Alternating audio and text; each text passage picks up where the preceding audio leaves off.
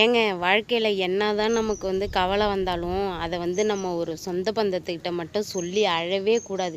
அது எவ்வளோ பெரிய கஷ்டமாக இருந்தாலும் துக்கமாக இருந்தாலும் நஷ்டமாக இருந்தாலும் சொந்த பந்தத்திட்ட மட்டும் சொல்லிடாதீங்க. உங்களுக்கு ரொம்ப மனசு தாங்கலையா, ரொம்ப மன அழுத்தம் அதிகமாக இருக்கா, அப்போ என்ன பண்ணுறீங்கன்னா கரெக்டாக ஒரு தனியாக ஒரு 10 நிமிஷம் உட்காந்து அழுவுங்க. 10 நிமிஷம் அழுவுங்க, நல்லா வாய் விட்டு அழுவுங்க. உங்கள் மனசில் உள்ள எல்லா பாரமுமே குறைஞ்சிரும். நம்ம கஷ்டத்தை நம்ம சொந்த பந்தத்திட்ட உரிமையில் சொல்லுவோம். ஐயோ நம்ம கவலைப்படுறோம், கஷ்டத்தில் இருக்கோம், நம்ம இந்த மனக்கவலை அப்படின்னு.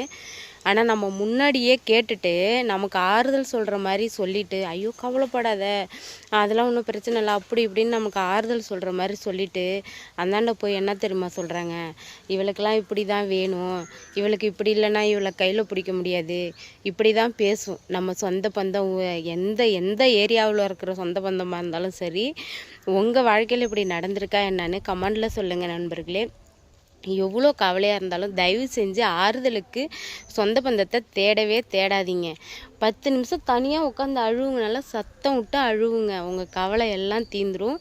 இது நான் ஒரு வார்த்தைக்காக சொல்லலை, கிட்டத்தட்ட 12 வருஷமாக நான் அப்படி தான் வாழ்ந்துட்டுருக்கிறேன். எனக்கு எல்லாரும் நினைப்பாங்க இவளுக்கு என்ன கவலைன்னு. என் மனசுக்குள்ளே இருக்கிற கவலை ஒரு வருஷம் சொல்லி அழுதாலும் தீராது, அவ்வளோ கவலை இருக்கும்.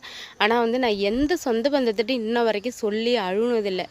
ரொம்ப முடியாத பட்சத்துக்கு ரொம்ப என்கிட்ட நெருங்கி பழகிற தோழிக்கிட்ட ஒரு 4 வார்த்தை சொல்லுவேனை ஒழிஞ்சு, ஆனால் அழுவ மாட்டேன், கண்ணீர் விடவே மாட்டேன். நான் அடுத்தவங்கள்ட்ட நிறைய சொல்லி கண்ணீர் விட்டதே இல்லை. நான் என்ன பண்ணுவேன்னா, யாருமே இல்லாத ஒரு இடத்துல இந்த மரம் செடி கொடி கள்ளி இந்த மாதிரி இடத்துட்ட தான் உட்காந்து நான் அழுவேன். நான் அழுவுறது அவங்களுக்கு தான் தெரியும், மேலே இருக்க கடவுளுக்கு தெரியும். நல்லா அழுவேன். அழுதுட்டு ஒரு 10 நிமிஷம் நல்லா அழுவேன்.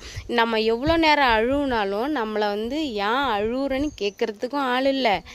இனிமேல் இப்படி அழுவாத, எனக்கு கஷ்டமாக இருக்குது அப்படின்னு சொல்கிறதுக்கு நமக்கு அப்படி ஒரு சொந்த பந்தம் யாருமே இல்லை. அதனால் முடிகிற வரைக்கும் நானே அழுவேன். என்னால் எப்போ மூக்கெல்லாம் ரொம்ப அழுது மூக்கை அடைச்சி முடியலன்னு ஆகுதோ சரி அப்படின்ட்டு எனக்கு அழுனாலே மனசு ரிலாக்ஸ் ஆகிடும். ரொம்ப அப்படியே பெரிய கல்லை தூக்கி வச்சுருந்த பாரம் குறைஞ்ச மாதிரி ஆகிடும். நானே அழுதுட்டு நானே கண்ணை தொடச்சிட்டு நானே எந்திரிச்சு வீட்டுக்கு வந்துடுவேன். கிட்டத்தட்ட நீங்கள் நம்ப மாட்டீங்க, இதான் என் வாழ்க்கை ஸ்டைலு, இதுதான் என் வாழ்க்கையில் நடக்குது. கிட்டத்தட்ட ஒரு 12-13 வருஷமாக இதுதான் நான் பண்ணிகிட்ருக்கேன் நண்பர்களே. இந்த வீடியோ பிடிச்சிருந்தா லைக் பண்ணுங்கள், ஷேர் பண்ணுங்கள். நான் சொல்கிறது உண்மையாக இருந்தால் கமெண்டில் சொல்லுங்கள் நண்பர்களே. Okay bye. உங்கள் வாழ்க்கையில் இப்படி ஒரு அனுபவம் நடந்துருந்ததுன்னா கமெண்டில் சொல்லுங்கள் நண்பர்களே. யாரெல்லாம் இந்த டிப்ஸு ஃபாலோ பண்ணிகிட்ருக்கீங்க